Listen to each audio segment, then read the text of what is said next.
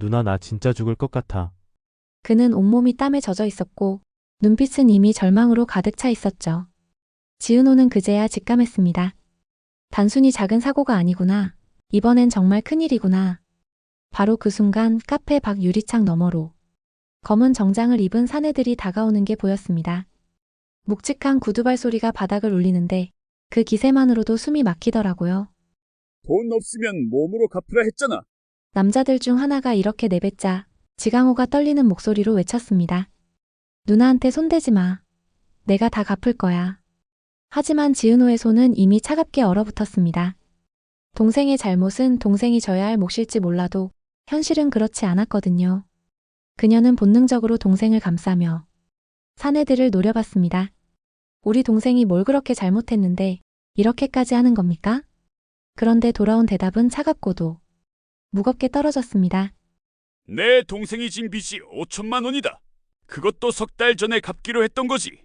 순간 카페 한쪽에서 서류를 정리하던 이지혁의 손이 덜컥 멈췄습니다. 5천만 원. 20살간 넘은 청년에게는 도저히 감당할 수 없는 금액이었거든요. 그는 주먹을 꽉 움켜쥐며 속으로 되뇌었습니다. 강호가 어떻게 이런 지경까지 온 거지? 사실 모든 일의 발단은 2달 전이었습니다. 그때 지강호는 눈이 반짝이며 누나에게 이렇게 말했었죠. 누나 이번엔 진짜 대박이야. 친구가 코인으로 1,000만 원을 벌었다는데 나도 시작하려고 종잣돈 좀 빌려줘. 하지만 지은호는 단호하게 고개를 저었습니다. 강호야, 그건 투자도 아니고 그냥 도박이야. 우리 형편 알면서 무슨 소리야. 거절당한 지강호는 오히려 더 날이 섰습니다. 누나는 항상 그래. 나만 못 믿잖아.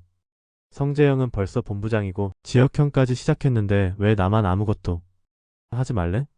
그 말에 지은호는 마음이 저릿했지만 결국 끝까지 돈을 내어주지 않았습니다. 그런데 그날 이후 강호의 생활이 눈에 띄게 달라졌습니다. 비싼 옷을 입고 친구들과 고급 식당에서 밥을 사는 모습. 가족은 그저 알바라도 시작했겠지 생각했는데 사실은 달랐습니다. 그는 동네 사채업자를 찾아가 돈을 빌렸던 거죠. 처음엔 500만 원. 순식간에 불어난 돈에 희망을 느꼈지만 곧 더 큰 욕심이 덮쳐왔습니다. 결국 5천만 원이라는 거대한 빚이 남았을 뿐 남은 건 허무와 공포뿐이었습니다. 현재로 돌아와 사내들은 지강호의 멱살을 거칠게 붙잡았습니다. 내가 투자라고 빌려줬더니 잠적이냐? 지은호는 순간 숨이 막혔지만 동생을 바라보는 눈빛에는 오히려 단단한 결심이 서려 있었습니다. 제가 대신 갚겠습니다. 시간을 좀만 주세요.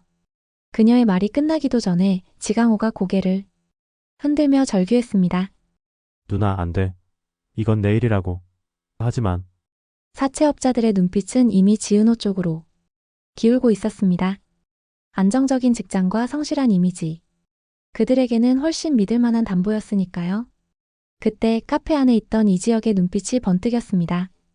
그는 나서려 했지만 발걸음을 멈췄습니다. 자칫 성급하게 움직였다가 지은호까지 위험해질 수 있었거든요.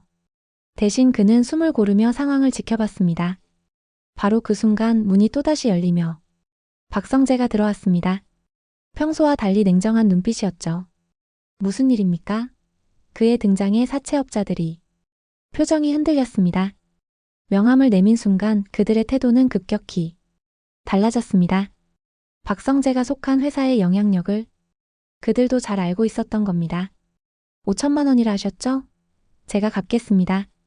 박성재의 선언은 모두를 놀라게 했습니다. 지은호는 급히 그를 말렸습니다. 안 돼요, 본부장님. 이건 우리 가족 일이에요. 하지만 상황은 더 이상 그녀의 뜻대로 흘러가지 않았습니다. 그리고 또 다른 목소리가 울렸습니다. 잠깐만. 창고 문이 열리며 이지혁이 모습을 드러낸 겁니다. 그는 단호한 눈빛으로 사채업자들에게 다가갔습니다.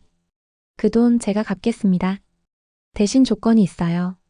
앞으로 지강호와 지은호 2사람에게 절대 접근하지 마십시오. 오늘로 이 일은 끝입니다. 사채업자들은 잠시 눈치를 보더니 결국 고개를 끄덕였습니다.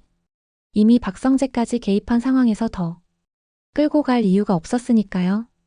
잠시 후 이지혁의 계좌에서 거액이 송금되자 사내들은 순순히 발길을 돌렸습니다. 카페 안은 한순간 고요해졌고 지강호는 무릎을 꿇으며 울먹였습니다. 형 죄송합니다. 이 은혜 어떻게 갚아야 할지. 이지혁은 조용히 손을 내밀며 일으켰습니다. 강호야, 무릎 꿇을 필요 없어. 이제부터는 솔직해져. 힘든 일 있으면 숨기지 말고. 그제야 모든 진실이 흘러나왔습니다. 지강호는 한 달 전부터 알바와 배달로 하루 서너 시간밖에 못 자면서 버텨왔다는 것. 누나가 이미 힘들어하는 걸 보며 차마 말하지 못했다는 것. 지은호의 눈에서는 뜨거운 눈물이 흘렀습니다. 강호야, 왜 말 안 했어? 누나는 내 편이잖아. 이지혁도 마음이 무너졌습니다. 서울을 떠났던 그 선택이 지은호와 지강호 모두에게 이렇게 큰 상처가 되었다는 사실을 이제야 실감했으니까요. 박성재는 그런 친구를 안쓰럽게 바라봤습니다. 하지만 동시에 마음 한구석이 씁쓸하게 저려왔습니다. 자신이 앞장서서 빚을 정리하려 했는데 결국 모든 것을 해결한 건 지혁이었습니다. 마치 자신이 아무 힘도 없는 사람처럼 눈앞에서 역할을 빼앗긴 기분이었죠. 게다가 그는 고개를 갸웃했습니다.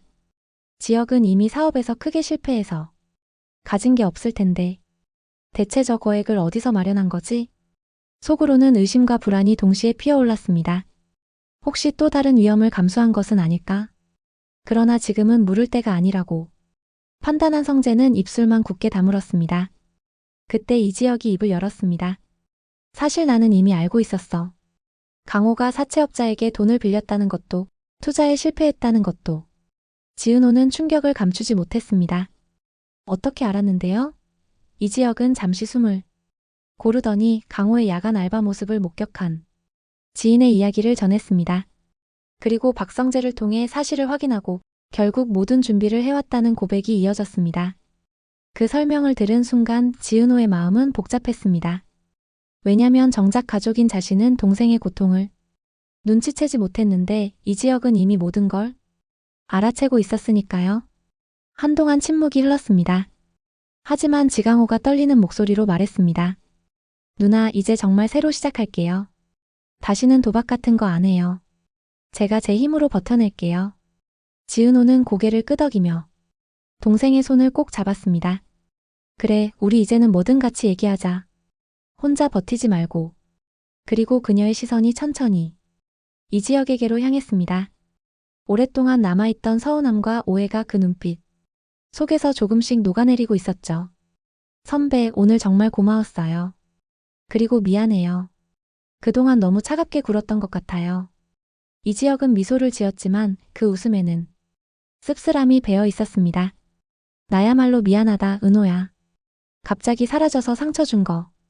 그날 이후 세 사람의 관계는 조금씩 달라지기 시작했습니다.